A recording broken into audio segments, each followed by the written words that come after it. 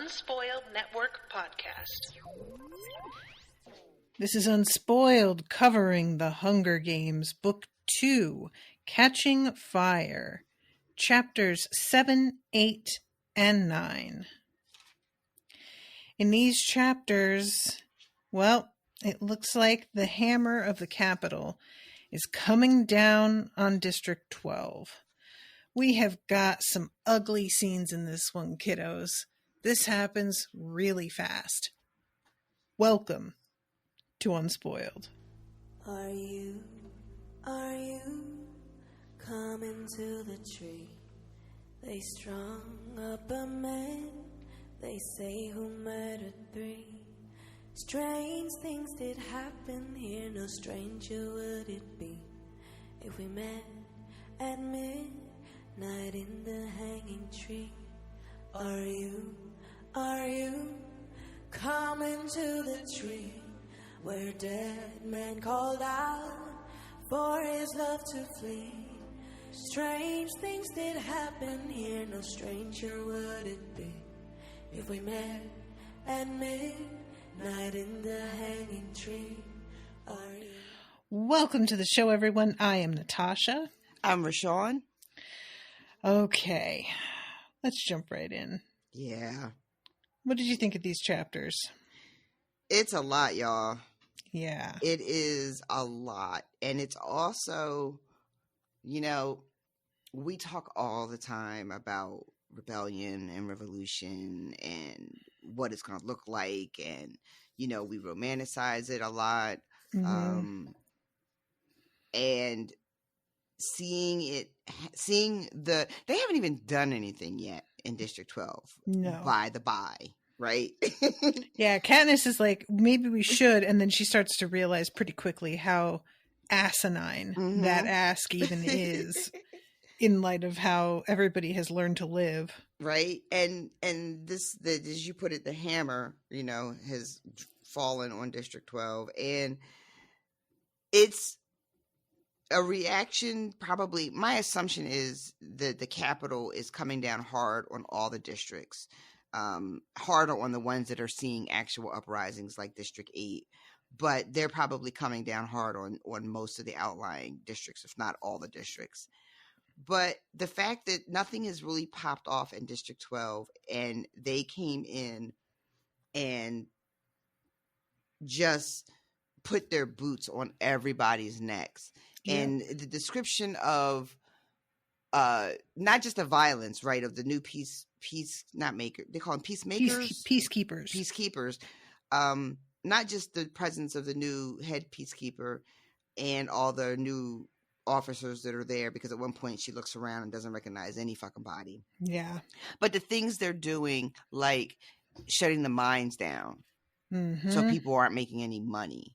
Because that's the only thing, right? That's what that was. Yeah.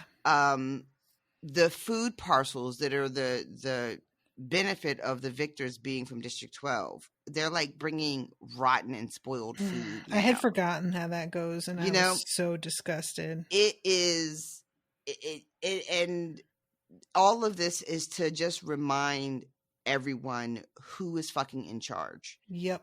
And what we can do to your lives and your livelihoods at any second, at a whim, you know? And that's really what it would be like. I mean, like, low key, like we lived through the last several years, especially when you look around like movements for social justice, and you think about Black Lives Matter, you think about the summer of 2020 with George Floyd, and the way that the country and the government sort of responded to those movements with hyper militarized police forces. And, you know, I mean, I don't want to sound like a conspiracy theorist, but like inflation, you know, that they, you know, that I'm sure there's all kinds of economic reasons that I could Google that would explain inflation. And I'm sure it's all very sound and very above the board. And I just don't understand it because I'm, you know,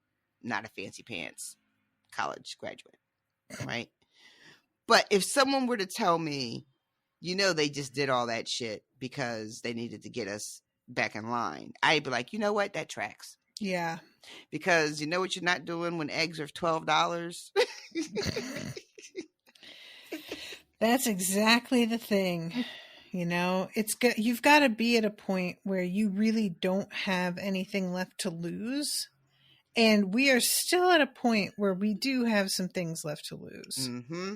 And it's just, we're reaching a point though. Yeah. And I don't feel like it's going to be too much longer before people start to be like, And then, like, the response to that, that we want people to start thinking about, the response, just like here, is going to be very, very ugly. Yeah. And I don't know, like, well, I want to say I don't know if we're ready for that, but I'm including myself in that collective we. Definitely. You know?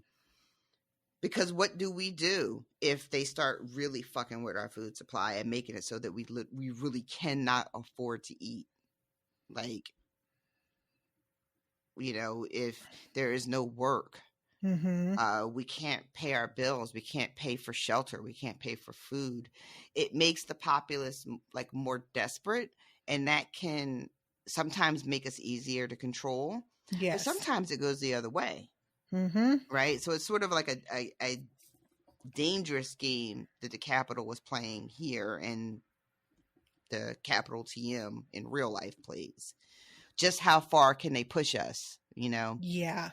How far can they push us to keep us in line before they go too far and the whole thing blows up?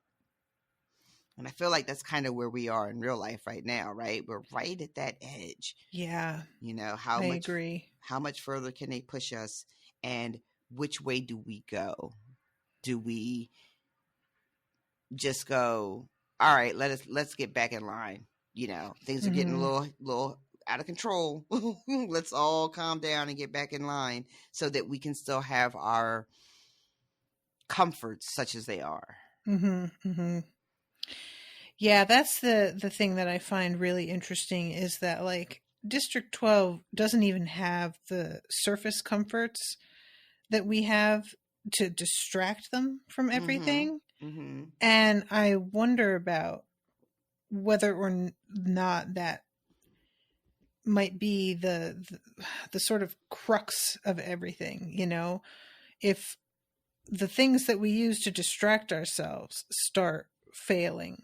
For example, you know, streaming services deleting tons of content, raising their prices.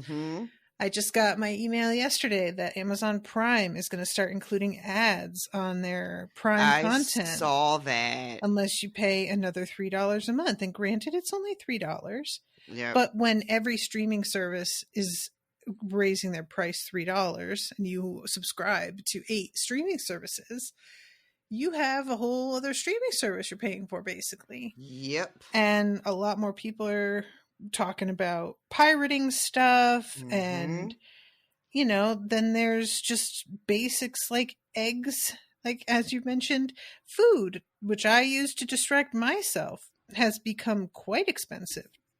That's not as easy a distractive tool as it had been. And even, you know, things like video games and whatnot, sometimes the subject matter of those video games can be very flammable, I guess is the word I want here.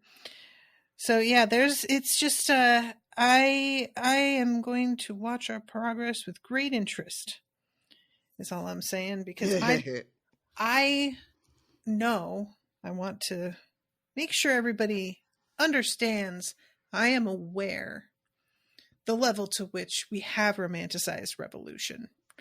You know, we have just been like, just burn it all down in this very cavalier sort of tone. When we say burn it all down, we picture the building that houses all the bad people burning down so that they cannot do the bad thing anymore. And our shit is fine. Our shit is burning down. That's how it happens usually. Are we prepared to sacrifice that? And I will freely admit no. Yeah, I'm not particularly interested in setting my own house on fire. Yes. And when I know we're jumping ahead, but when she has that moment where she's walking through town and people are like peering out behind shades looking at her. Mm-hmm. And she has this sort of realization that in her mind, she had forgotten that the life she lives with the foraging, going, under the fence, trading at the hob, that had been her world. And we do this as well. She sort of thought that was everybody. It's like she had a curated social media feed, right? And everyone that she dealt with was on the same page. And she forgot that there was a larger world that wasn't fucking around like that at all. They weren't breaking any of the laws. And so, no, those people are certainly not ready. Yeah. And for her to think, she was like, I really thought that they were all going to just turn up with bricks in their hand. Like, what was I smoking? Yeah. She's like, half of them wouldn't even venture into the hob at all to make a purchase, because that itself was too risky, even though the hob's been a functioning thing for years with nobody coming down on it. Mm-hmm. Yeah. And then, somebody turns up getting whipped in the town square unexpectedly. Mm-hmm. And it was like, for all the people who had never ventured into the hob, it was the validation of all their fears, right? That was what kept them from venturing, was this fear that this would be the result. And then they see it, and it's like, see? Exactly. I told them there was only so long they could get away with that. Yeah. Yeah. So let's back up, shall we? Yeah, I guess we have to. Chapter 7. A leather bag filled with food, a flask of hot tea, a pair of fur-lined gloves that Cinna left behind, 3 twigs broken from the naked trees lying in the snow, pointing in the direction I'll travel. This is what I leave for Gale at our usual meeting place on the first Sunday after the Harvest Festival. So this is Katniss preparing to propose that they run away to Gale. Yeah. And the whole walk down there, she's heading for... We have a little bit of a flashback to her talking to Madge at the mayor's house. Yeah, we find out the moments after her seeing that broadcast in the mayor's study. I love this bit too about also... This fucking bit about the Mockingjays, you guys. Mm-hmm. Can I tell you a secret? What? It never occurred to me that there wasn't a fucking bird called a Mockingjay. Oh, in real life? Yeah. Oh. Is that not a real bird, y'all? No. It is not, madam. She tells the story about where the Mockingjays come from, and I said, what? Didn't she tell this story in the last book? Maybe she probably did, and I just completely forgot about it, or didn't get the significance of it, or whatever the fuck I was smoking. I don't know. I don't know if she told the story or not. But yeah, I just said, "Oh my God, Rashawn, get your life together, ma'am." What I do not know about the world, y'all. It's staggering. Listen, we all have our areas of expertise and specialization. And yours are about banking, The Simpsons and punk music in the 90s. Thank you for including the 90s in that. I mean, you were still on your shit, weren't you? And mine is food and Home Alone and mostly food. But I'm fine with that. It's multifunctional. Food has a lot of applications, so I can deal with that. You can throw mysteries in there. Cozy mysteries. I have a passable understanding. I'm by no means an expert, but yeah, so this like whole thing is her kind of mentioning to Madge about how odd it is for the Mockingjay to have taken off the way that it has as a symbol, because the Mockingjays are like kind of a fuck up. on the part of the Capitol, and a little bit of a joke, because the point was we're releasing them into the wild because we don't think they can survive, and we got outsmarted in the use of these creatures even. Right. And they don't die the way they were supposed to. Yeah, they had this genetically modified bird they created, the Jabberjay. And that was the sort of spying apparatus they invented. And then the rebels learned about it, used it against the Capitol, and then the Capitol abandoned the whole project. And then they mated with mocking birds, which the Capitol just never saw coming, and created this new thing that never existed before. I love this whole metaphor. Yes. And I like the idea. I don't think it's ever explicitly said, but the sort of implication is that the Capitol or rather the people in the Capitol, not the government, but the citizens of the Capitol, the people who are wearing the Mockingjays in their clothes and getting them tattooed on their, on their body and all that jazz. They are so divorced from their own history that they don't remember that this is sort of like a fuck up from the Capitol. Yes. Like they're so separate from their own history. And I don't know, maybe they have anti-woke laws in the Capitol. Maybe there's like, they don't teach CRT or whatever the fuck. They're like, well, we didn't go broke because we didn't go woke. So now they got all these people in the Capitol who can't draw the line through the history, right? Yeah. It just, to them, it's just, oh, what a cool bird pen. Yeah. I saw a thing, and I don't know the whole story because I cannot with the news, but somebody who's running for president got into some hot water because of some remarks they made about the Civil War. I don't know the whole story. What's her face? Yeah. Yeah. What's her face? But I guess she had a lot to say about the Civil War. But one of the things she didn't have anything to say was about the causes of the Civil War. And she didn't mention slavery. I guess is what happened. And this is sort of like that. This is, yeah.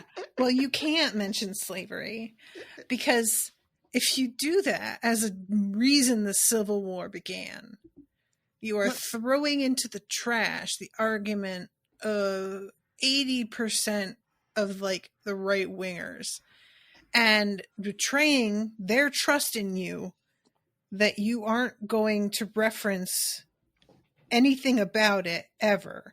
They are just going to pretend that didn't happen, that it was not a factor, and the level to which these people will tap dance around it as even like, y'all, it is wild.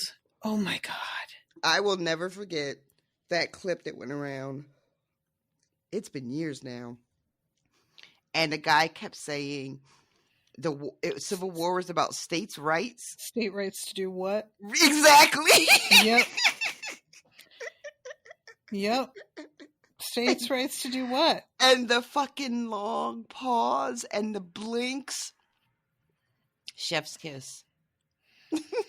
And it's so frustrating, y'all, because they treat that as if it's a gotcha question and not the whole point.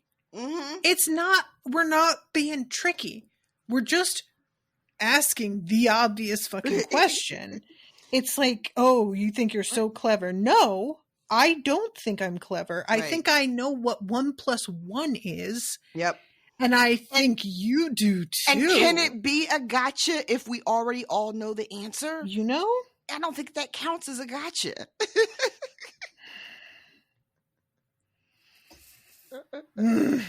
So that's my theory about why the Capitol is so why they just think it's a cute little bird Isn't this cool? Yeah, that makes sense. What do they say? The bird is about heritage, not hate. Oh my God, Rashawn. Oh my God.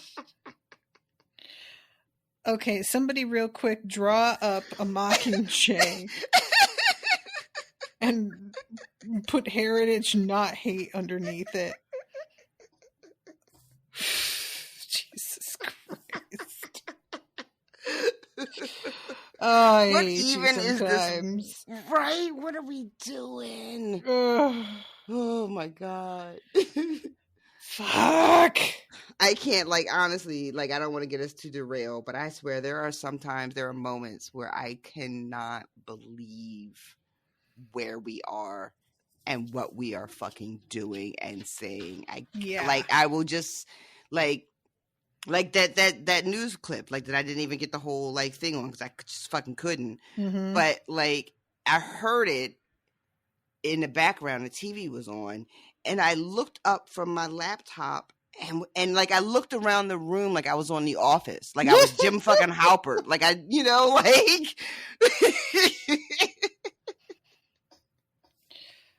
Oh God. This is the thing. It's like everything that I read, it feels like and it's also really tough to know how much to believe that the majority of people are thinking this way, or even that a large percentage are they just the loudest and they're not really as many? Is it just that we've got bots? Is it, you know what I mean? Like, I do know. I know exactly what you mean. Like, and we have devolved to the point where I actually am starting to really think that it is a good majority of the people. Like, several years ago, I would have been like, oh, it's a small but loud group. But I don't know, man. I don't know. Anyway, all right. Let's get back to the book.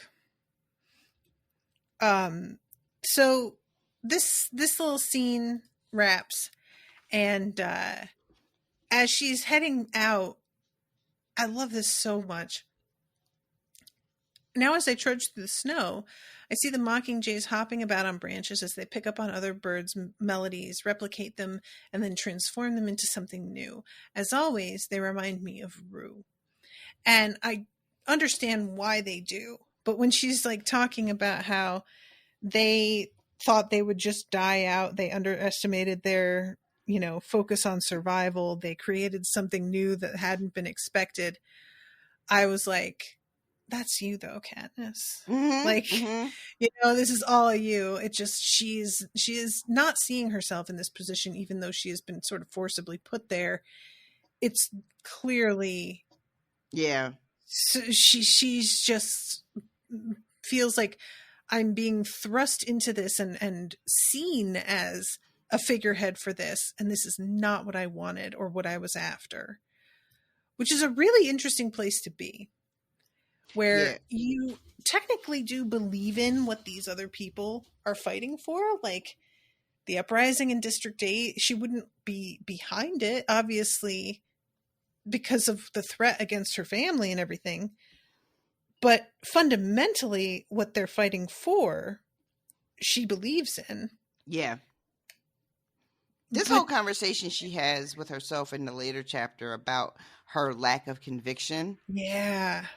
I felt so much of that. It was because she's saying a lot about what you're talking about right now, which is that she's not sure what she meant in the moment, like that act of desperation, but what was she really intending to happen in that moment? And she's not sure exactly what her motivation was. Yeah. And she lays out like, if I was just being selfish, if I really meant to kill myself, that would just be selfish. If I meant to incite a riot and give my finger up to the Capitol, that would be noble, but also really dangerous. And she doesn't know exactly where where she falls. And then she starts thinking about how Peeta would make a better leader, because she, she's not really good with speaking to people and persuading people. Yeah. And she's just not sure how she fits in this thing that she kind of started by accident. Mm-hmm. And I just thought it was a really honest moment. I was really appreciated that was included, because it would be really easy for her to just lie to herself. Yes. And paint herself as a revolutionary from the jump, Mm-hmm. and she doesn't do that. Yeah, I have a lot that I want to talk about when we get to that spot, Okay. because it's underlined by a lot of people in my Kindle also. I bet. Mm-hmm. So she is going up to the lake, and there's like this old house that's basically just the foundation, and like there's a roof, but there's pretty much nothing to it other than the floor and a roof. Yeah. And some windows that are still there, but it's enough to be a shelter of a type. Yeah. Only reason this thing is still standing when the rest have gone is because it was built out of concrete when the rest weren't. Mm-hmm. Everything else that was built has gone away now. Which I thought was really interesting, because it just sort of suggests that this used to be a place people would come to. Mm-hmm. Like, people lived here out by the lake and had lives or had homes that they could come visit or whatever. And all of that's gone now. Yeah. Yeah, it's I wouldn't be surprised if it was like, we had to usher everybody living in areas that were difficult to surveil into a sort of centralized spot. That's exactly what it feels like, which would track. Yeah, definitely it would.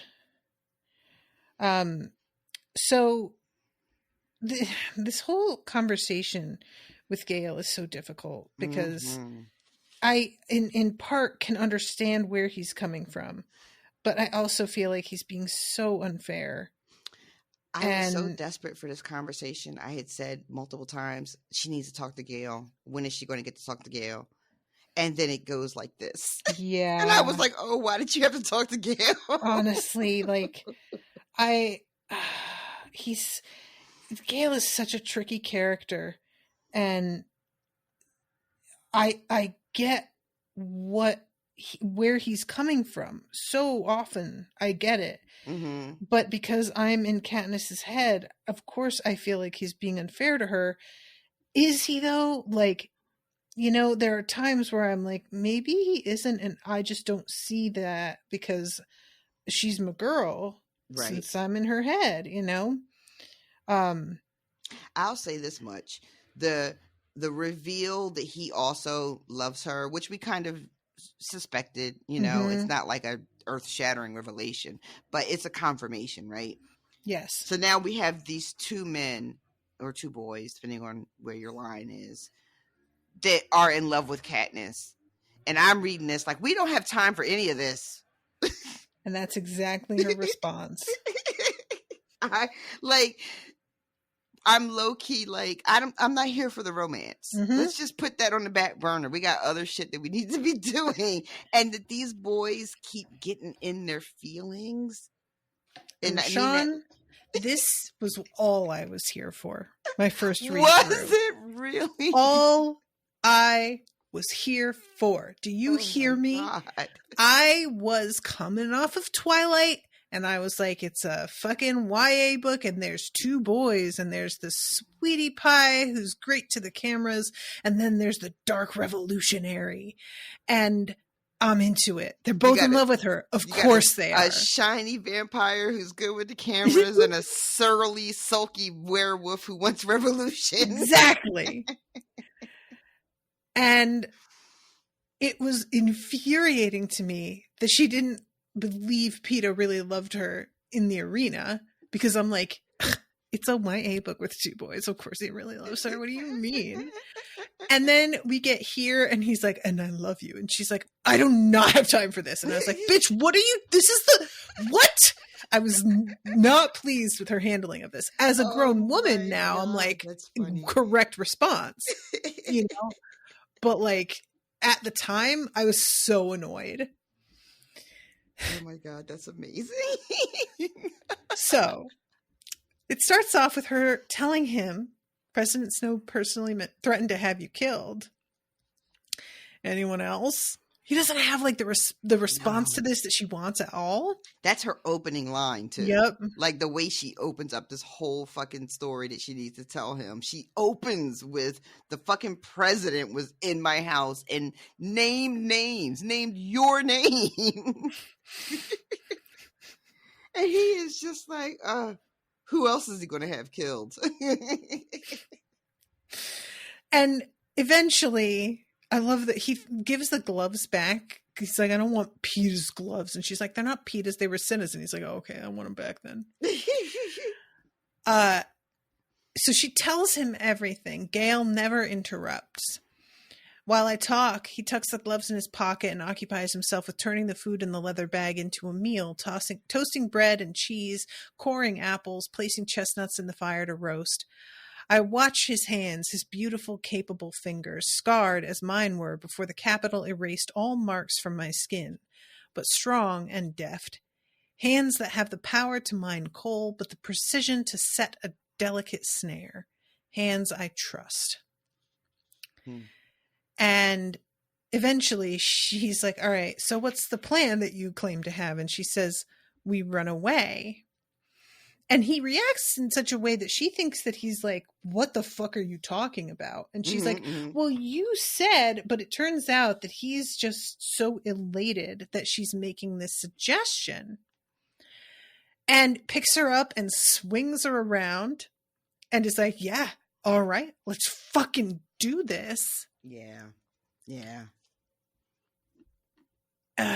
When he does this, when he has this reaction, I'm like, oh, he's reading this wrong. I do think you're mad, he says, and I'll still go with you. And I said, ooh, honey. Yeah. This is not what you think it is. I love you. That's why. I never see these things coming. They happen too fast. 1 second you're proposing an escape plan, and the next you're expected to deal with something like this? I come up with what must be the worst possible response. I know. I feel like this was a little bit of shade when she calls it the worst possible response. It sounds terrible. Like I assume he couldn't help loving me, but that I don't feel anything in return. Gale starts to draw away, but I grab hold of him. I know, and you know what you are to me. It's not enough. He breaks my grip. Gale, I can't think about anyone that way now. All I can think about every day, every waking minute since they drew Prim's name at the reaping is how afraid I am. And I love this part too. I just want you to include the rest of that bit if you don't mind. Oh, sure. And there doesn't seem to be room for anything else. If we could get somewhere safe, maybe I could be different. I don't know. I love that. Because she's talking about the reality of in this moment, in these circumstances, right? It's not just that I could never or I would never, but right now with everything that's going on, I don't have room for this right now. If I could be someplace safe, maybe I could be different. I love that she says, she doesn't say maybe things would be different or it would be different. She says maybe I could be different. And I just think that's such an important distinction, right? Because it's centering her, I can't do this thing right now. Yeah. But maybe if our circumstances were different, then I could be a different kind of person. And maybe that person could reciprocate your feelings, right? Yep. But I can't do that right now. And he says to her, so we'll go and we'll find out. But he is still turning away from her. Yep. His elation at what he thought was happening has clearly dissipated. So they talk about convincing their moms. And then Haymitch will be the real challenge. And he's like, what? And she says, of course, I can't leave him and PETA. I'm sorry. I didn't realize how large our party was. Mm-hmm. They'd torture them to death trying to find out where I was.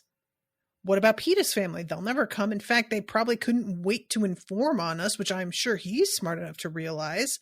What if he decides to stay? I try to sound indifferent, but my voice cracks. Then he stays. You'd leave him behind. To save Prim and my mother? Yes. I mean, no, I'll get him to come. And me? Would you leave me? Just if, for instance, I can't convince my mother to drag 3 young kids into the wilderness in winter. And then he says, maybe the president's manipulating you. He can't afford to kill you. He's throwing your wedding. What do you think he's even like? And she blurts out about the uprising. Yeah. And this is when it really goes left, because this is just what he wants. Mm-hmm. And the idea of this happening and taking off at this point in history, I'm sure, is the way that he thinks about it. Right. This is the opposite of how he wants this all to go. Yeah. And we find out that he's been, having some sort of conversations where he thinks that, other people in the mines especially might be ready, for some action. And then his argument, you guys, because Katniss is just like, if I hadn't done what I did in the arena, all this is my fault. If I hadn't done that, or if I had just ate the berries and die and let PETA win and come home, everybody would be safe. And he says safe to do what? Starve, work like slaves, send their kids to the reaping? Which we're right back to the beginning now, aren't we? Mm-hmm. We're like just circles, because he's right. Yeah. I mean, the way that they're currently living is not really living. Yeah. And he tells her that she's given them an opportunity, that people just need to be brave enough to take it. And that's when he starts telling her there's already been people talking in the mines. People want to fight back. And he starts getting really excited. It's happening. It's finally happening. Yeah. Yeah. It's, like I said, I get where he's coming from, but also, it doesn't feel like his family is on the line the way that hers is, even though I would argue they're even more on the line because they're disposable in a way that Katniss isn't, because he's right. And let's see, what about other families, the ones who can't run away? Don't you see it can't just be about saving us anymore? You could do so much. Yeah. He throws Cinna's gloves at my feet. I changed my mind. I don't want anything they made in the Capitol. And he's gone. Harsh. And she's just like, that was directed at me. Like, she's not sure it is, but it feels like it was. And honestly, it feels like it was. It feels very pointed. Yeah. And she's just panicking. Like, she does not know what to do. And she's thinking over the way that Snow talked to her. And she finally is like, all right, I guess I better fucking go home. So let's see. I find PETA next. Been hunting? Not really. Going to town? Yes, I'm supposed to eat dinner with my family. Well, I can at least walk you in. PETA, if I asked you to run away from the district with me, would you? Depends on why you're asking. President Snow wasn't convinced. There's an uprising in District 8. We have to get out. And he asks about his family and Gale and everybody, and he's like, sure, I'll go. And she's like, really? And he's like, yeah, but you won't. And she does not like that answer at all. she just like shakes him off and starts walking away. And as they're sort of like beginning almost to argue about this, they hear something. And I love the detail that she has no idea what that sound means, but PETA does. Yeah. A whistling, the sound of an impact, the intake of a breath from a crowd. And she is just like, what is happening? Mm-hmm. And he gets it. She doesn't understand why. She can't figure out what the sound is or even guess what's happening. Yeah. And then as they get closer into the square, he starts to sort of be like, you have to get down. You got to get out of here. Trying to like usher her away before she sees what she's about to see. Yeah. And then yells to her, like, go home and I'll be there in a minute, I swear. And she knows that whatever is happening is terrible. She takes her hand away from him and pushes her way through the crowd. And then people see her and they look panicked and they start like saying shit. Telling her to get out. You're only going to make it worse. What did you want to do? Get him killed? Like they are blaming her and accusing her of something. And she doesn't even understand what it is yet. Yep. Yeah, this whole scene is so awful. I hate rereading this. Yeah. So Gale took a turkey that he hunted and killed to one of the peacekeepers' houses, who is a repeat customer. Yeah. And didn't realize that this peacekeeper had been replaced by somebody a whole lot less tolerant of rule breaking. And just walks on up to the front door with his illegal catch in his hand. Yeah, because that's just how they've been getting down in District 12 for like the last 16, 17 years. And he gets gripped up and brought to be whipped publicly as punishment. Immediately. Instantly. Like it is probably he's still computing what has happened by the time the first strike comes down on him. Yeah. We find out later that he tries to concoct a story that the turkey had just wandered into town and he said he killed it with a stick. And the peacekeeper is just like, it's still the capital's land and you've got no right to it. Yep. Which is wild. And I was thinking, like, because, you know, when we were reading about Ruse, sorry, I'm reading another book where this girl's name is Prudence and they call her Prue. So I just completely got that mixed up. But her district and how they enforced whippings, and you were not feeling the fact that it seemed like this was like a mainly black district that did agriculture and got whipped. It was a little too on the nose for me. Yeah. So it's nice, and I use that word loosely, to see that this is just standard punishment throughout the districts. Yeah. Right? I couldn't say it at the time, obviously, but I wanted to be like, don't worry. Don't worry, white people get whipped too. It's going to be a whole thing. And it turns out later on that there's like a whole bunch of different types of punishments. They got stockades and shit. Yeah. Like, ooh. It's wild too, because I had been like, just the sort of way that District 11 was policed was so different than the way we saw things in District 12. That it really was concerning to me because we didn't get to see the other districts. And maybe if she had spent a little bit more time in some of the other districts, then I wouldn't have been as concerned as I was about the optics of District 11. But it just so happens that's the one she decided to focus on because of Rue. Mm-hmm. But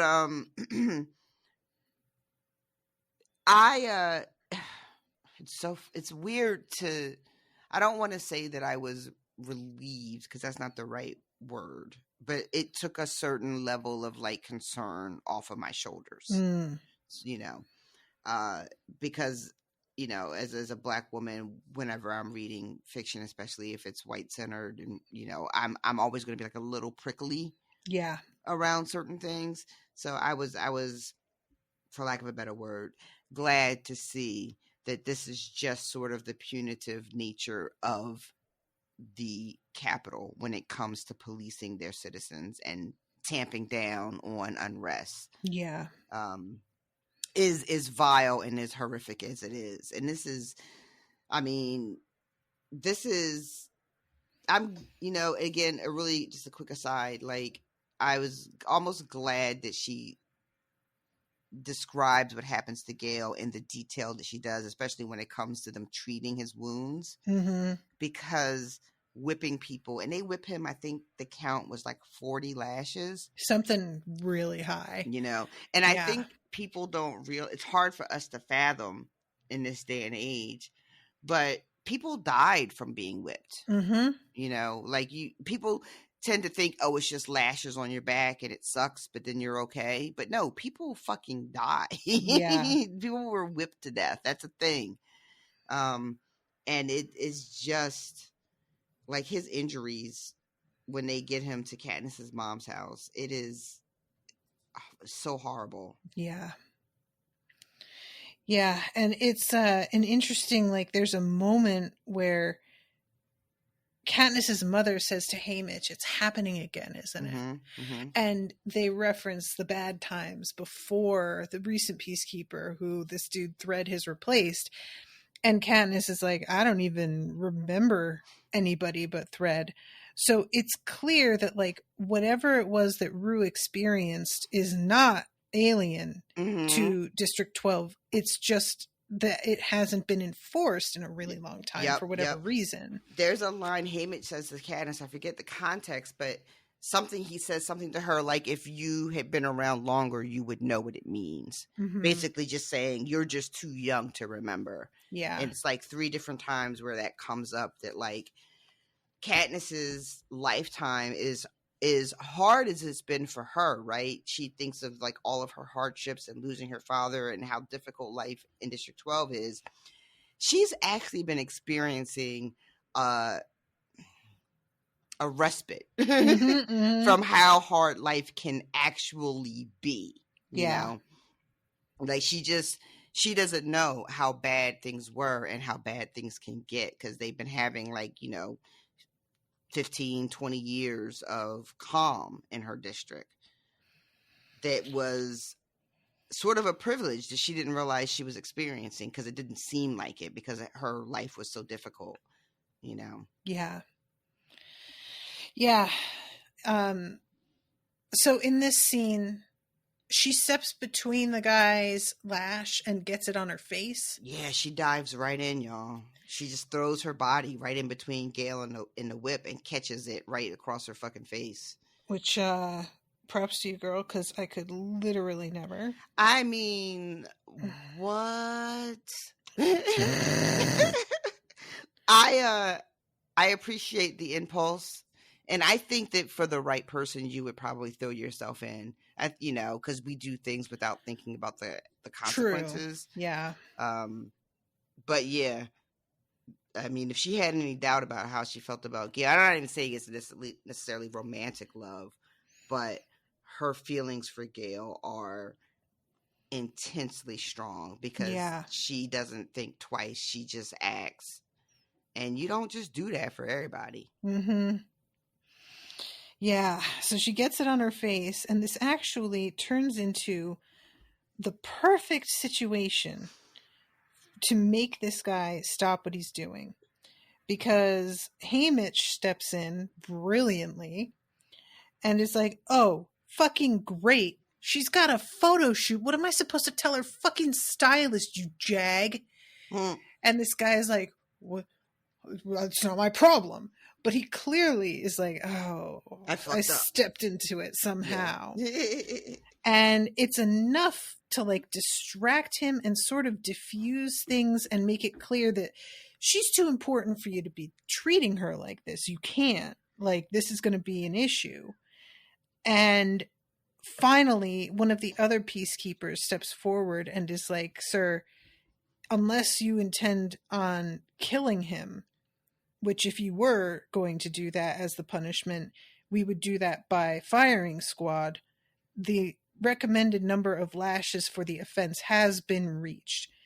And it's very obvious that none of the peacekeepers are on board at all. Yeah. There's actually one who's been knocked out because he tried to step in, but didn't do it well. Yeah, didn't do it like this lady did. Yeah. Which is sort of like, I don't know if she's telling the truth or not. Like, there's no way for us to know that. But she interrupts this punishment in a way that seems official. You know, like she's following protocol, and kind of gets this guy in a little bit of a corner where he has to be like, well, okay, I guess we're done here. Yeah, and I like the fact that when he's like, is that the protocol? Katniss is like, they all nod, even though I'm sure none of them even knows whether that's true or not. Like, they have not done things this way in so long that folks have fucking no idea about what the protocol is supposed to be. Katniss says the standard protocol is everybody to bid on the drumsticks. So they managed to get Gale out of there. He's unconscious throughout this whole thing, by the way. And so by the time she shows up, he's already taken like 30. He's out. Yeah, he's gone. And when she brings him to the house, she's like, I just really want him to stay unconscious through this whole treatment, which he doesn't, but it's like not till right at the end that he begins to really wake up. And Bristol says, lucky he only had the turkey on him. If he had his usual haul, it would have been much worse. Yeah. And no one knows what happened to the old peacekeeper, by the way. The guy, Cray, who we had met before because he's like the only other person in town that drinks like as much as Hamish does. We also find out some really unsavory shit about Cray later on, which made me... Because at first I was like, oh, all right. He's not so bad. And then we find out, no, he was in fact terrible in his own way. Yeah. In his own very special way. Yeah, they always are, right? So they have to... I understand this so much. They have to treat his wounds. And Katniss's mother has painkillers. But she only uses them in particularly dire situations. And Katniss, who cannot stand to watch suffering, is getting real fucking irate that they aren't just giving him the painkiller, because she has one strike on her face and it's hell. And she's like, he has had 40.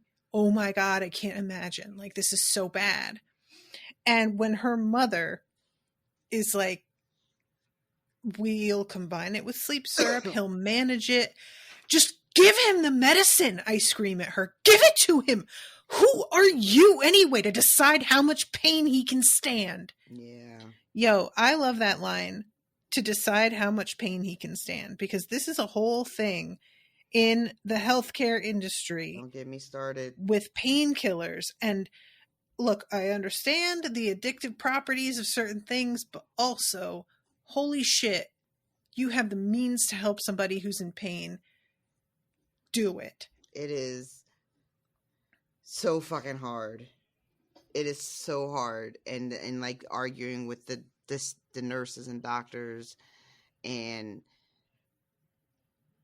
just to the way that they treat different people based on their own assumptions about that person and who deserves painkillers, and who doesn't deserve it because, they're drug seeking or whatever other bullshit they have in their head based on nothing but their own bias. Yeah.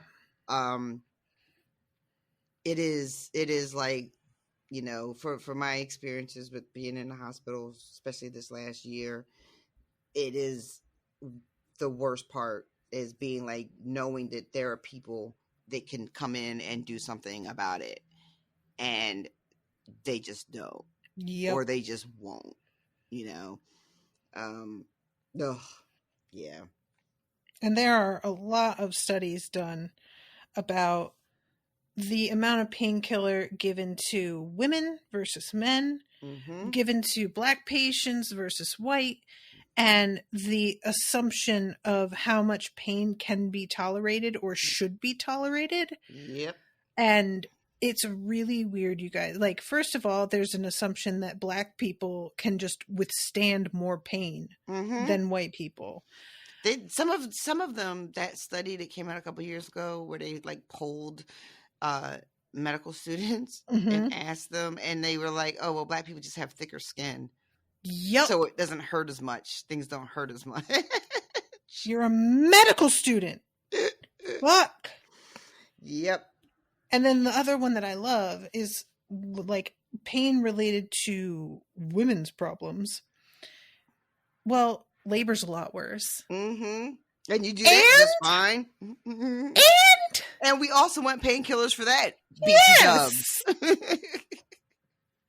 So, like, I'm just supposed to be like, oh, well, you know, it's nothing but the pain of being in labor, and then just like wave it off? What is the matter with you? And also just like, well, you know, her pain tolerance is really low. Compared to what? Compared to whom? And if it's low, is that her problem? Apparently it's a moral failing. Right? Like, is it supposed to be that she can understand someone else withstands more pain, so she suddenly does not feel that pain anymore? Is that it? Supposedly, you yeah. Fucking idiot. Yeah. That other chick could take the pain, so I should also? Excuse me. We're choking on our outrage, everybody. We really are. So anyway, yeah, I really understood Katniss. I get that it's like not the same situation here with her mom, but also her ability to like kill something quickly with an arrow but not be able to like watch pain and suffering, I really identify with a lot. I feel like I would be fine hunting. I really do. I cannot watch people or animals in pain though. That rips me up. It's like, it feels like physical pain to watch. And the way that she reacts and just loses her head completely. I just understood it. And I love later when she apologizes to her mom and her mom's just like, I've been called worse. Yep. She tells Katniss, she's like, you've seen me get called worse. You know, you've seen what patients look like when what family members look like when, you know, their loved one is here.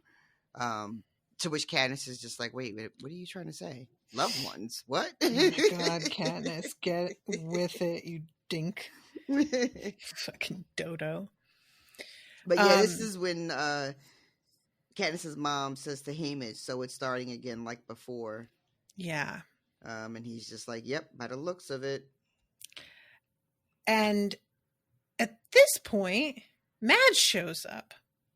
And she's got a bunch of injectable painkiller that her mother uses for her migraines.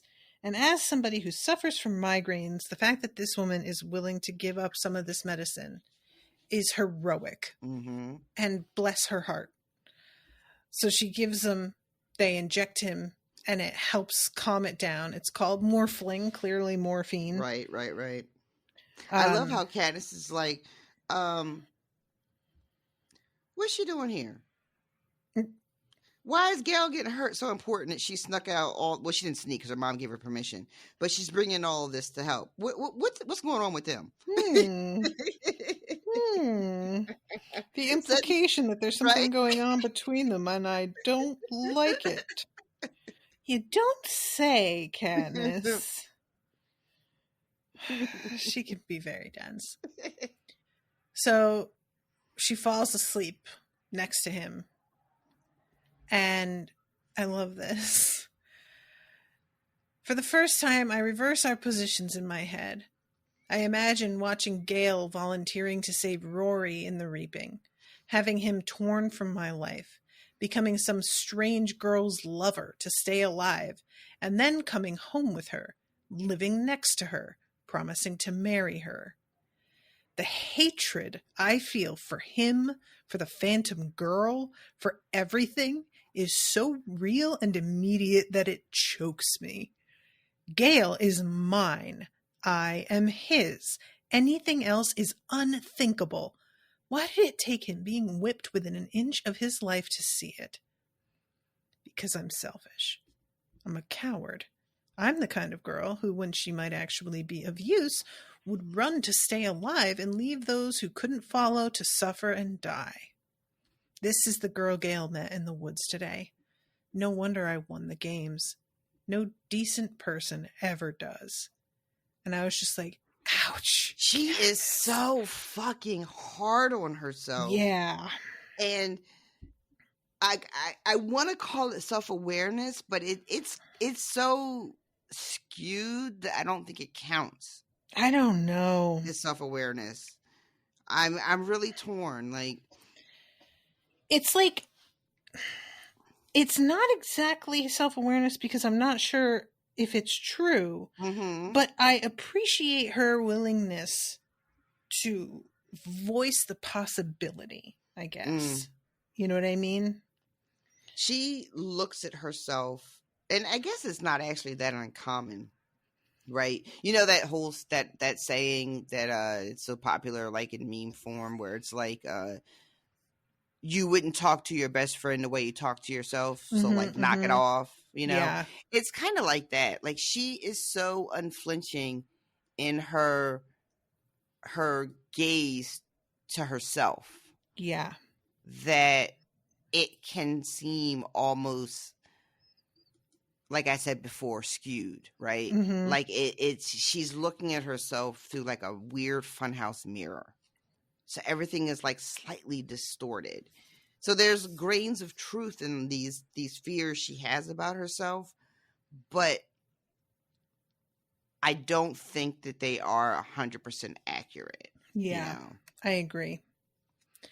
And then here's the part where it's underlined. You saved PETA, I think, weekly, but now I question even that. The berries. I realize the answer to who I am lies in that handful of poisonous fruit. If I held them out to save PETA because I knew I would be shunned if I came back without him, then I am despicable. If I held them out because I loved him, I'm still self-centered, although forgivable. But if I held them out to defy the Capitol, I'm someone of worth. The trouble is, I don't know exactly what was going on inside me at that moment. Unflinching is the word, how she looks at herself. There you go. I feel like there was a lot of defiance of the Capitol when she did it. Because the thought process was, I can't leave here. If PETA dies, I'll never leave this arena. And I know they need a fucking victor. So I'm going to fuck that up for them. Yeah. And call their bluff. And I think even though it was a microcosm of call the bluff of the game makers, that's the Capitol. Yeah. So I'm going to give her that. Even though I don't think she is willing to give that to herself. I was just about to say, she doesn't want to give herself that. It was in that moment, in that crystallized moment of I have the berries in this pouch, and this is what we can do. It was a giant fuck you. Yep. To the game makers, and she knew that's what it was when she did it. I don't think she expected the fallout from it, meaning like the uprisings and people really latching on to this moment. And I don't think she didn't think through it at all, because it was just like in the moment. There was like, a split second decision that she made. So she definitely didn't think through to what the Capitol would be forced to do in response to this moment. And also, even though it was a big fuck you and she knew it was a fuck you, that's a separate thing from I'm trying to start a revolution. Definitely. Yep. Man, she just really fucking looks right in the mirror and just goes, "Who the fuck do you think you are?" Yeah, she is a really interesting protagonist. Just has a lot. It's an interesting combination of complete lack of awareness of what feels obvious as fuck to the reader a lot of the time. But then it's because so much of that is directed inward. She's not noticing other people's motivations because she is so constantly questioning her own motivations that she doesn't have time to like worry about anybody else's, which is kind of a great way to live in a way where you're just like you're just asking yourself the reason you're doing things and trying to be as good a person within that as you can. That's like the best way to go about your life. Focus on what you can control, right? But also, if you are so detached from other people's motivations, you are being really insensitive at the same time, which she clearly is. You know, she just doesn't get it a lot of the time. She doesn't stop and think about it. And that's what's so great about making the characters the age that they are, right? Because there's a lot to be said about just being a teenager and that sort of like inability to see past your own nose. Because that's just, I mean, you're 16, 17 years old. That's just fucking part of the deal when you're that age, you know? And that's not like a shot. That's just how we are when we're kids. And ultimately we're talking about very young people here between Katniss and Peeta and Gale, you know, they're children. Even Gale, who is old enough to have a job now, so I guess that makes him like 18 or whatever, right? I think so. You know, it's still these are still basically children. And I have to remind myself of that whenever we start getting into like the romance bit. I'm just like, oh, these fucking boys. Enough. Then I'm like, oh wait, they're teenage boys. They got no idea. Yeah, they do not. So she's woken up by Peeta, who's got sort of a sad expression on his face, finding her asleep by Gale's side. I do want to say to you though, Peeta, if she had been allowed in the room when they were working on you after the games and they were fixing your leg, she would have done this for you too. She just would. And she would have been having all the same feelings. Give him the drugs. Give him the fucking drugs. So she goes up and falls asleep and has a terrible dream about Clove cutting up her face. And then Clove turning into a mutation. And then she wakes up and she realizes that there's a blizzard, and that's like the sound of the howling in her dream. That's such a weird thing that happens where we absorb and explain a sound that's happening in the real world inside our dream. I remember one time, because you know how my dreams are so like detailed and cinematic.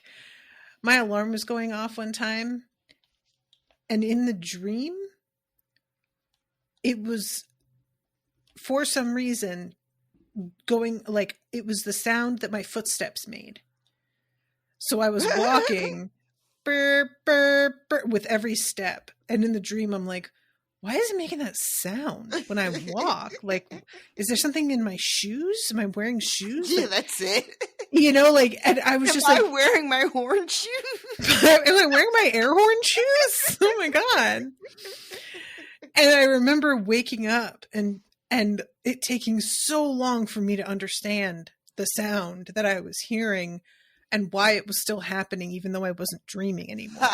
Because I'm like, that was clearly in the dream only, you know? God, I'm so glad I don't remember my dream. Girl, I have been having a spate of the worst anxiety dreams lately. They're taking weird form too. One of them the other night was I am supposed to be checking out of this hotel room in 5 minutes. And the room is trashed. And my stuff is everywhere. And in fact, I didn't even pack this bag. I'm packing it up for somebody else. So I don't even know what to look for or what might be missing or any of that. And the overwhelm that I feel in this dream. Oh my God. Oh no. It was so awful. And then the one last night, a dream that I am about to go on stage. One of the classics. Nicki Minaj is waiting for me. Oh my God. Didn't you dream that Beyonce called you on stage the other night? Listen, I keep having these, like, you're being called up. And I in the dream with Beyonce, it wasn't an anxiety dream. I was fucking going to kill it and I knew it. Oh, okay. I was going to be Beyonce. No problem. It's handled. This one with Nicki Minaj, which it makes sense that it's Nicki because she's a mess. She's so aggressive. She is a disaster person. She really is. And so she's out there waiting for me, and I'm like, is she fucking with me? Is this going to be a big joke? Why am I even here? And yes and yes. Right? Exactly. Like, I'm like, oh my God, does she have beef with me? And I'm supposed to go out and rap, and I don't know the rap at all. And I'm just like, what is happening? Oh my God, it was so bad. She's going to eat you up. Fucking would too. If she didn't on stage, she'd have somebody jump me after the show. I love that though. When I'm dreaming it's Beyonce, I'm just like, no problem. Well, because Beyonce is going to cheer you on. She's going to have my back. She's going to hype you up. Yep. Doubtless. Nicki isn't going to freestyle about how awful you just were. Nicki does not play well with others. That's really what it's about. And I know that. She just does not. Mm-mm. All of my dreams are just like the shit from my fucking day or whatever I think my tomorrow is going to be. They are boring. They're stressful as fuck. And I wake up in a panic, but it's never anything like that wouldn't happen in real life. Right. Which is worse. I don't like those kinds of dreams because you wake up feeling like you've already been awake. Mm-hmm. You know? That's why I'm always tired. I dream my whole day or my whole tomorrow and all the things that are going to go wrong. All the time. I dream my whole day and my whole tomorrow. Sounds like it could be inspirational. But it's not. But no. It's not, kids. 10-10 do not recommend. I had just really quickly because we got to get back to the book, but I have some PTO coming up, and there was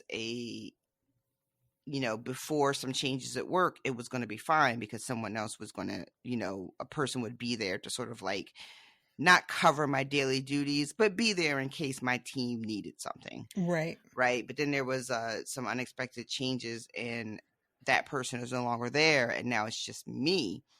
And I have the PTO coming up, and my immediate supervisor was also going to be on PTO. So I have been having these stress dreams about being out of town, and I'm going to have like a 3-hour time difference. So I would have to wake up at like 6 o'clock in the morning so I can log in. It would be like 9 a.m. Eastern Standard Time. Mm-hmm. And I've been having these nightmares for like 4 nights in a row.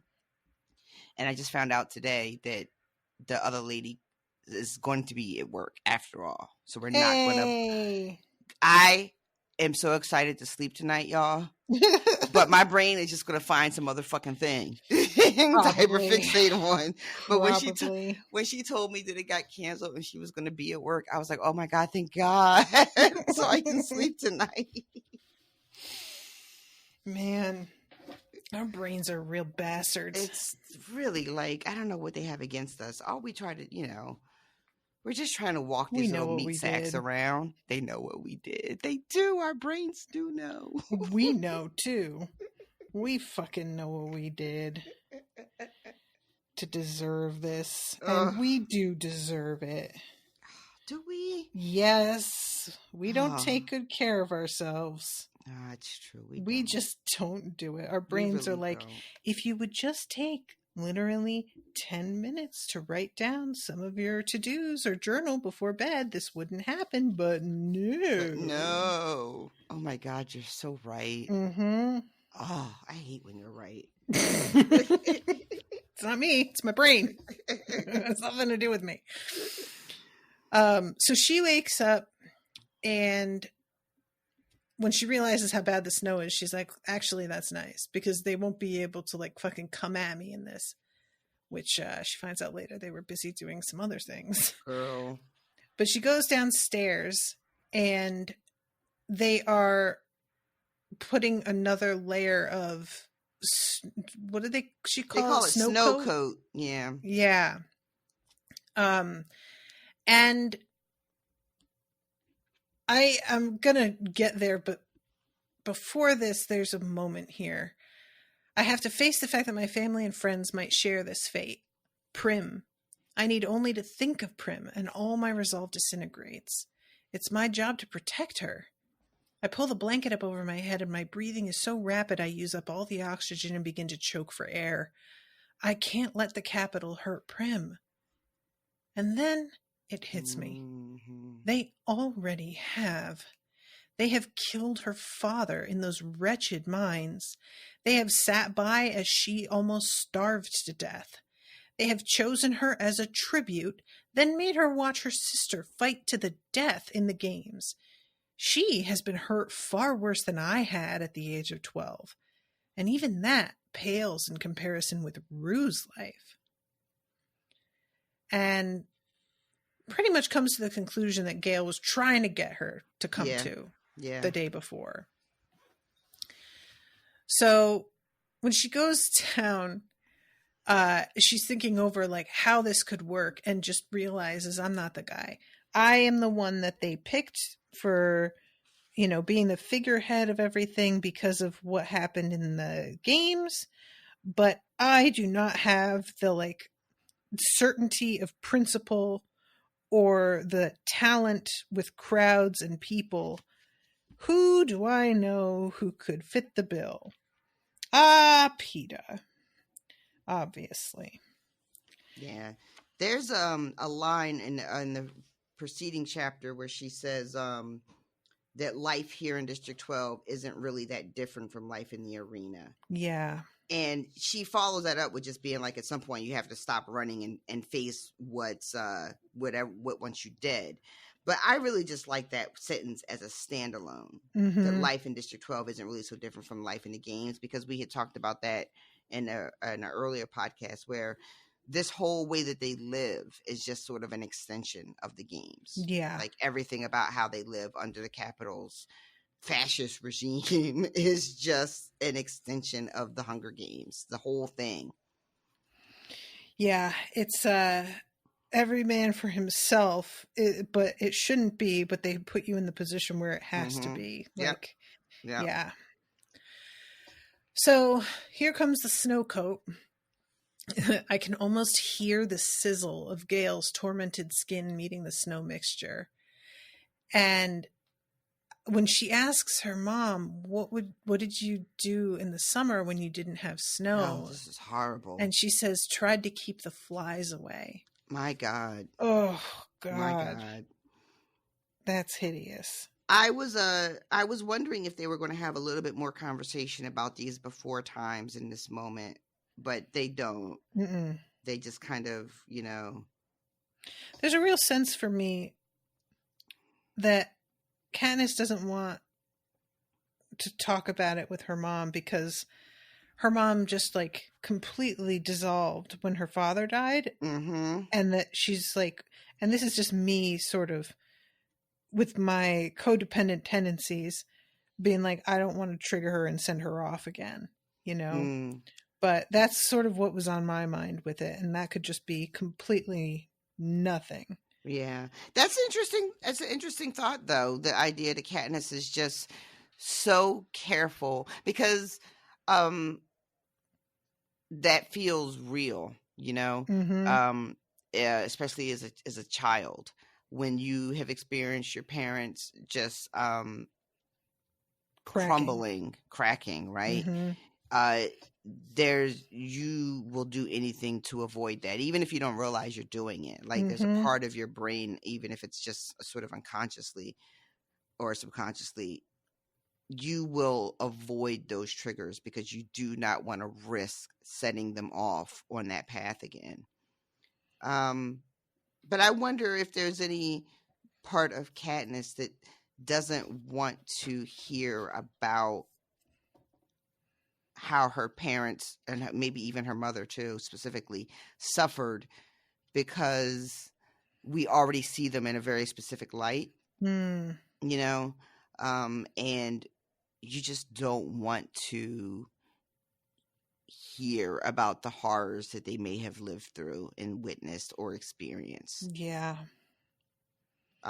Because what Katniss ends up doing in the same moment is she gets a little bit of the snow coat and treats herself with it, puts it on her cheek, and it fucking works. Yeah. And she's just like, oh, this is great. Why didn't we do this last night? And her mom is like, well, I had to wait for the wound to like set a little bit. It was too raw and open basically before. Yeah. She's like, I don't know what that means. But she's just like, I'm just going to trust her that she knows what she's doing. And that's when she apologizes. Her mom's like, yeah, I've been called worse. You've heard it happen. Yeah, you've seen how people are when someone they love is in pain. Someone they love. The words numb my tongue as if it's been packed in snow coat. Girl, you just literally had this revelation last night. What do I mean when I say I love Gale? She asks herself. I don't know, she says. Girl,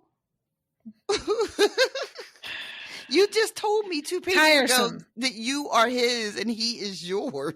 Tiresome, Katniss. Fuck. Oh, emotions were running high, Natasha. We all know that when emotions run high, that's when they're the least reliable. Right.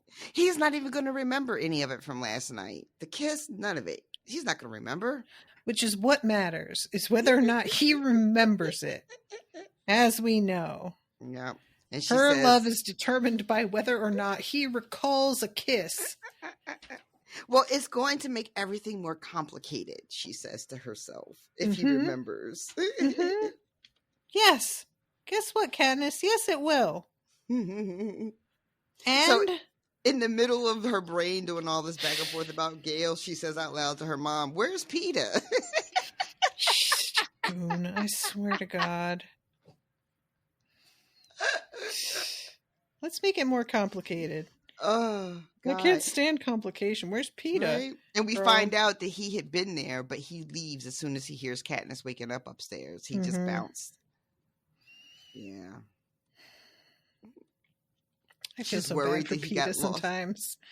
She's worried that he got lost in a blizzard. Oh my God. She calls him to make sure he got home okay. And he's like, I live 3 houses away. And she's like, the weather. And he's like, yeah, all right. I'm fine though. Thanks. Oh my God. And I really do like the fact that she doesn't know how she feels about him and genuinely doesn't. I can't help but laugh at like how tiresome this is for us to read when we know the conclusions that she comes to, but then how she'll like immediately shy away from them at the light of day. Yeah. And I imagine how tiresome it is for these boys who are always around and the subject of the fucking whims and breakneck turnarounds that she makes. They must have whiplash. Like, honestly. Yeah. I mean, the whole, and again, like, I just have to keep reminding myself that these are still kids. And everything is heightened. I mean, the circumstances that our characters are in makes everything heightened, you know, just on its face. Sure. But then you add the layer of these are young people experiencing big emotions when everything is so big when you're at that age. And then you add all this other stuff on top of it.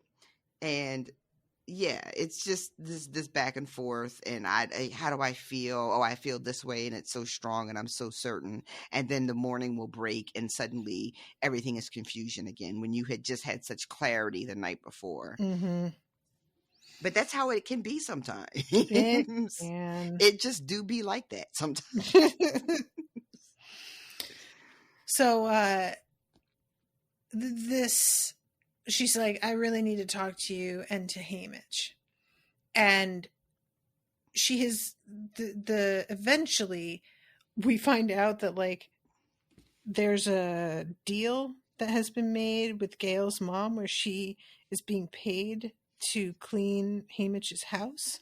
So things are, like, better around there. And I can't tell you guys how relieved I was that this fictional man was getting his life more under control. Yeah. But at this point, that has not yet happened. Yeah, that's a little bit later after, like, things start to really dry up in town. Because after we find out later, after the thing with Gale, that causes his mom to lose her, like, side hustle, which was, like, doing laundry for people, because people are, like, they're like pariahs now. Nobody wants to fuck with them anymore. But you're right, that comes a little bit later. So this is the conversation when Hamish is like, so we're gonna run away into the woods? Is that what we're doing? And she's like, no, but I think we should start a revolution. He laughs in her fucking face. He does, though. And I love, it's not even a mean laugh, which is more troubling to her. It's just that he doesn't take her seriously at all. And as they're talking, they're heading into town. We step into it and all come to a stop simultaneously. Nothing much will happen during the blizzard. That's what Peeta and I had agreed, but we couldn't have been more wrong. The square has been transformed. A huge banner with the seal of Pan Am hangs off the roof of the Justice Building. I know, guys, the clench in my gut when I see an American flag these days. Listen. I was just thinking the same thing. This is such a trope in movies and everything. Whenever, like, fascism comes to town, there are always these big flags that unfurl and, like, drape over your institutions, right? And we all in the movie theaters know what that signals, and we all go, ooh. But we do that shit in real life. And some of us in real life have the shivers when we see it. Yep. I have the shivers whenever I see a big American flag displayed anywhere. It shouldn't be that way. Nope. But that's how it is.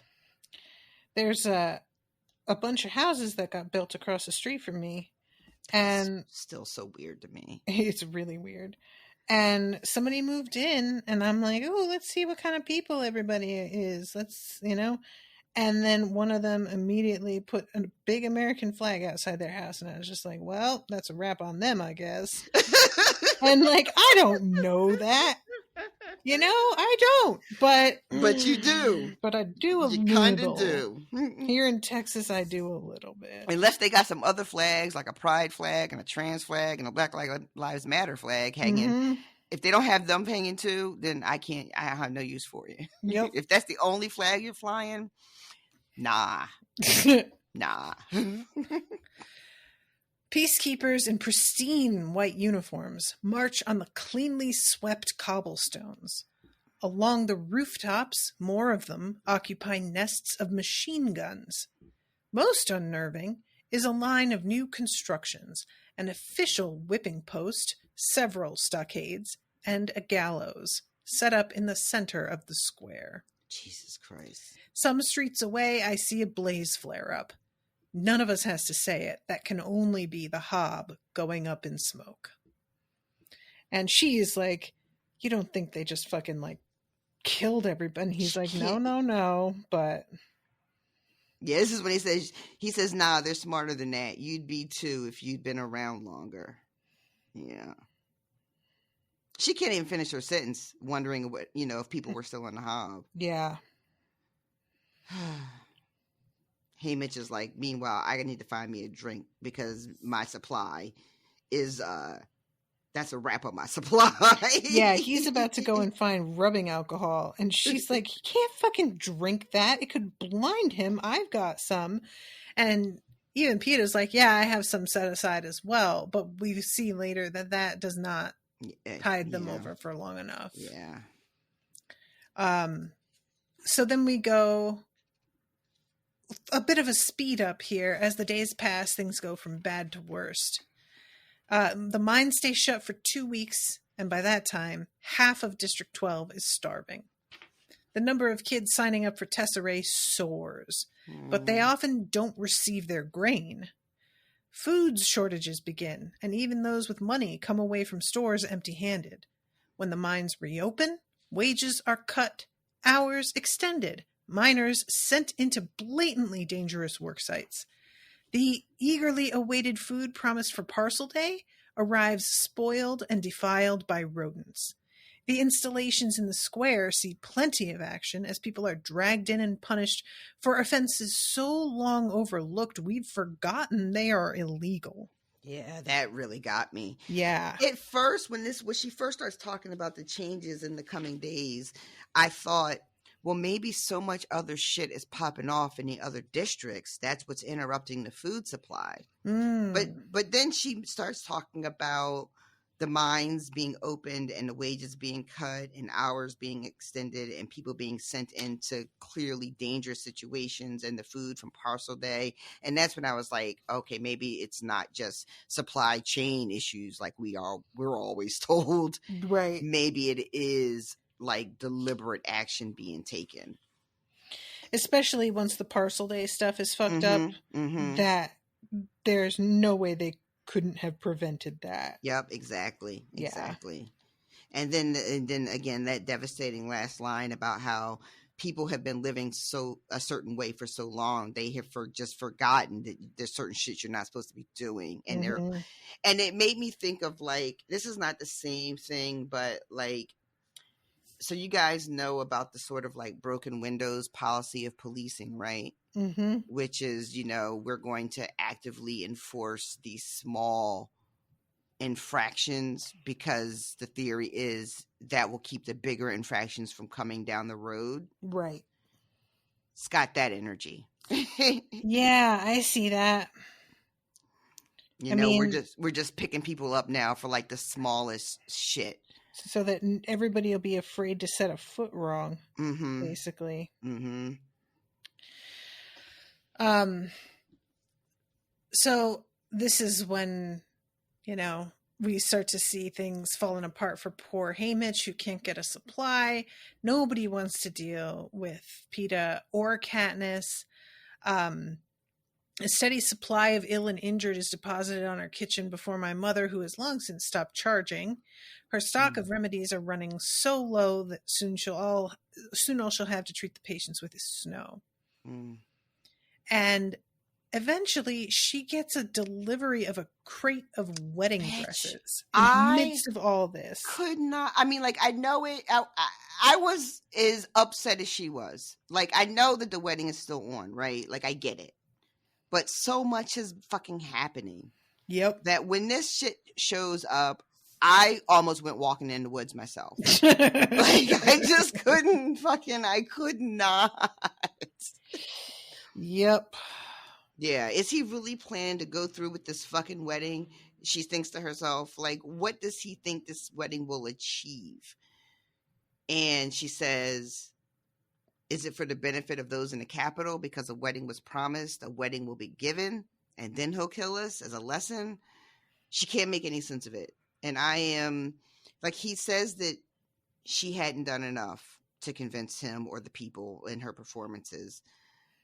So I know that the expectation is that they are still going to go through with the sham of a wedding for the benefit of the people in the Capitol, but also so that the Capitol can save face, over the whole Barry situation. Mm-hmm. But I just... The way you say that sounds like there's a guy named Barry that they've been having to deal with. Listen, this is a complicated story, but like my grandfather's last name was Barry on my mom's side. So, and in my family, there was a Barry situation. You did, Barry. Some Barry's listening going, yeah, I know. That is so funnier than you even realize, and I cannot tell you why on this podcast. But all right. So she goes into the woods and she is so distraught over everything that she isn't paying as much attention as usual. And there's snow and all, so it takes a lot longer to get there, and she's tired. She is all bundled up in her freshest winter gear that she got from Senna so that she can, make this trek in post-blizzard conditions. And between the length of the distance she travels, the snow, and she's all bundled up and she's sweating. Mm-hmm. And then the way where her mind is, that she's so distracted, all that combines to make it so that she's not as aware of her surroundings as she normally would be. Yeah. And that has what looks like some really fucking significant consequences. Yep. So what do you think? She is heading back to her little house. She doesn't even see that there's fucking smoke coming out of the chimney. Like, girl, what are you doing? You should smell that at least. Right? Nothing. She doesn't get anything. But she turns at the very last second. She hears the click of a weapon. She pulls her bow and arrow, turns around, and there is a woman who had been holding a gun, or just as a weapon. I'm assuming it's a gun because of the click. And she drops it and just yells to please stop, before Katniss can shoot. And the woman has a thing in her hand, and it's like a cracker that's all soggy around the edges. But in the middle of the cracker, there is an image of Katniss's Mockingjay stamped. Yeah. Which has got to be like a symbol of being part of this resistance that's cropping up around Panem. But I don't know who these people are, what they are doing in her little area. I mean, it sounds like maybe someone else from the district tunneled out. But because otherwise I don't know. I mean, the lay of the land is so tricky for me. Yeah, and it doesn't seem like Katniss recognizes this person, but she doesn't necessarily know everybody in the district. Yeah, like like it seems to me that it's very possible that there are all kinds of people in town that she wouldn't know really. And this person is in a peacekeeper uniform, and we know that at one point Katniss looks around and doesn't recognize any of the peacekeepers. Yeah. Like all her people that she knows have been replaced. Mm-hmm. So maybe somebody that's new in town, a new peacekeeper, is low key part of the resistance. Maybe that's a thing, and maybe they snuck out to have this person. Is it a woman? I said they. It's a woman, right? I think it's a woman, yeah. Okay. Maybe she snuck out. I don't know. Well. But yeah, I don't know. That doesn't really. I mean, I guess it's possible that. Are you worried this is a trick or something? Well, they could have just shot her, and they don't. They dropped their gun. So that makes me think that it's whoever this is going to end up being, I don't know, ally seems like too strong of a word, but unless this is a trap. Pretty elaborate. Right? Yeah. Like, because who knows, Katniss is sneaking out, And as far as we know, nobody else that Katniss knows about this place. She told us she kept this secret, even from Gale up until like these chapters when she tells Gale like where she is. I don't know. Maybe I'm thinking that maybe one of the new peacekeepers in town is low key, part of the fucking resistance. And maybe this will turn out to be somebody that Katniss can work with. I said that like I really don't trust it because I don't. But question mark at the end. But maybe. Yeah. Also this cracker with the Mockingjay stamped in it though. Yeah. That's pretty if it is a sign to let people know that you're down, that's pretty cool because if you get in trouble, you can just eat it. That does make sense, right? Nobody can find it. And just get rid of the evidence. Easy peasy. So that's a good little tip for you people listening. If you want to start a revolution, make some crackers. Crackers for the crackers, am I right? Did you send me that fucking... That was you. You crackers sent me on cheese? Yes. Yes. Yes, I did. That hate crime. That true, correct hate crime. That's like the fucking... I know you've seen it when it's like...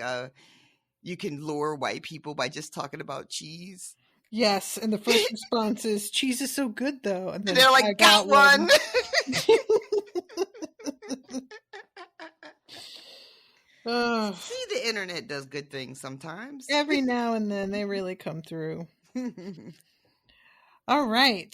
Well, I'm trying to see if I have a new patron to greet this week. You guys, it's 2 days, and then we are going to be in 2024. It's crazy. I cannot get over the fact that 2023, I barely got used to it being here. Oh man, it feels like it didn't really even happen. 2023 feels like a fake year. Right? It does, though. Like it never really showed up. I don't even remember. I should probably, Facebook will remind me in my upcoming memories. I don't even remember what I thought this year was going to be. Like what I thought what I was going to do. Like, I don't even remember what I had planned for this year.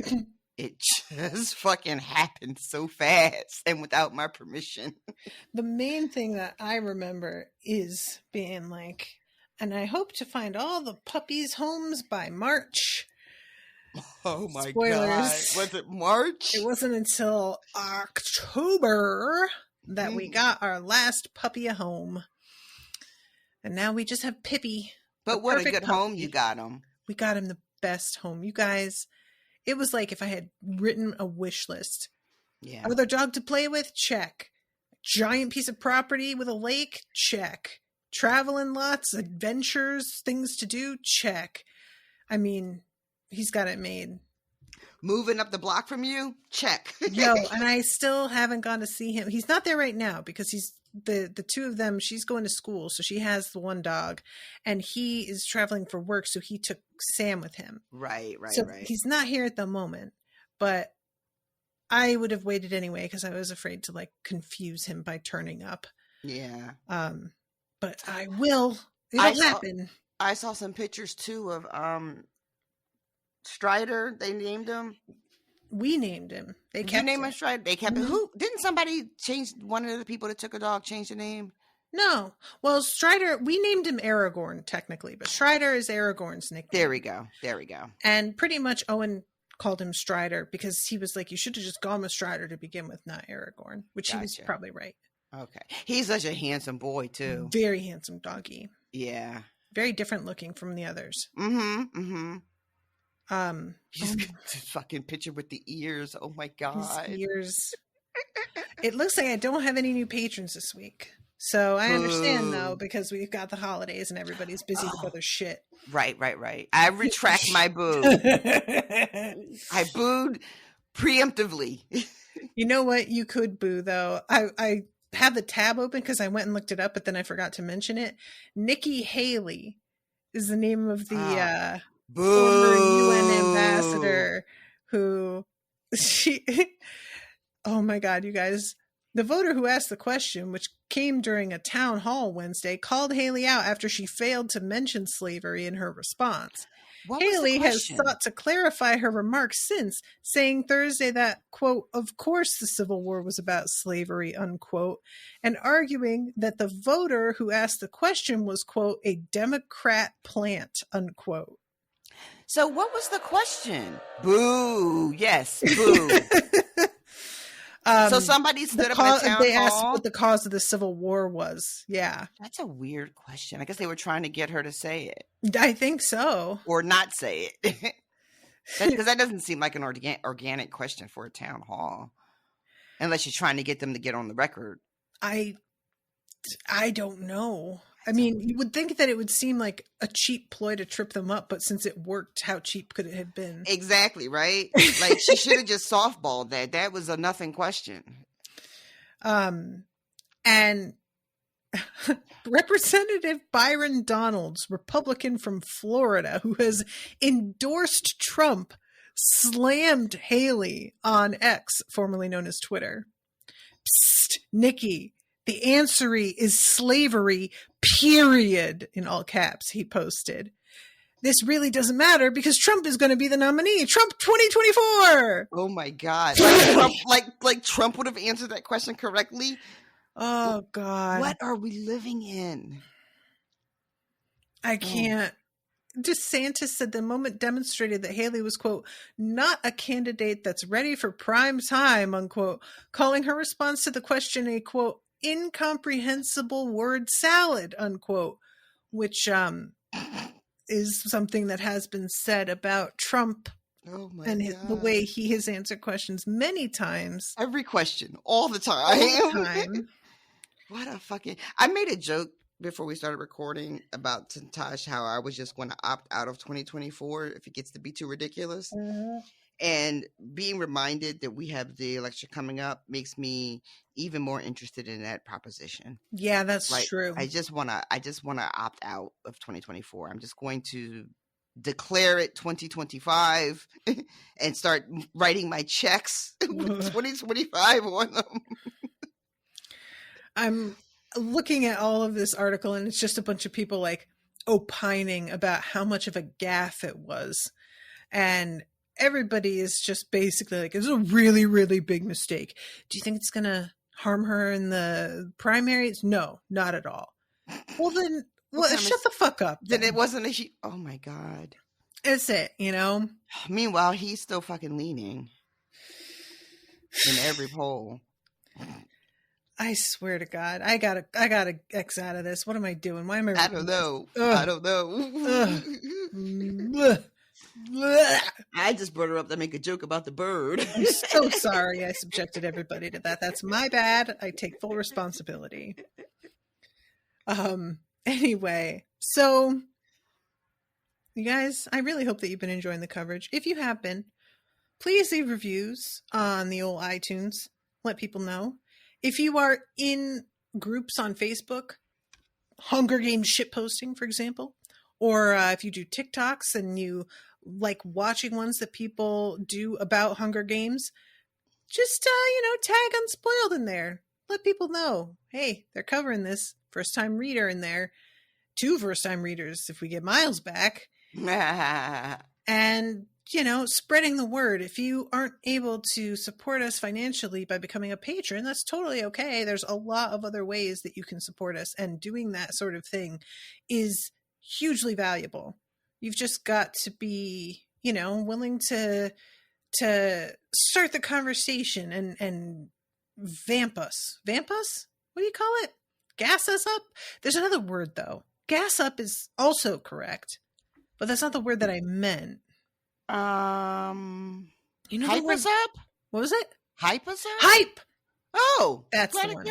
Hype us up. Yes, that's the one. So yeah, go ahead and do that, folks. It really does help. I think that I have heard about a lot of people who were listening to our Dresden show, finding out about us because of comment sections in Dresden groups. That was like how they discover the podcast.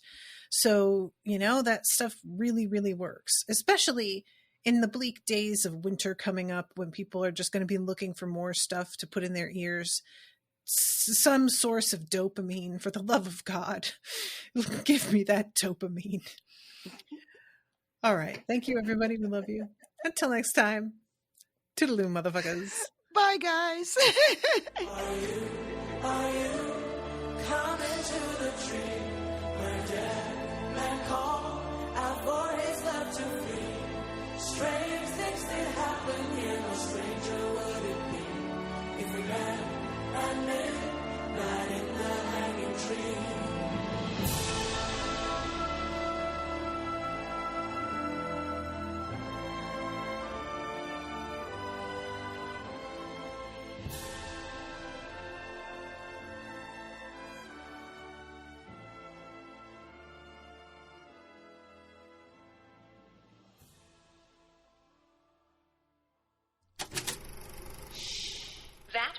Unspoiled Network podcast.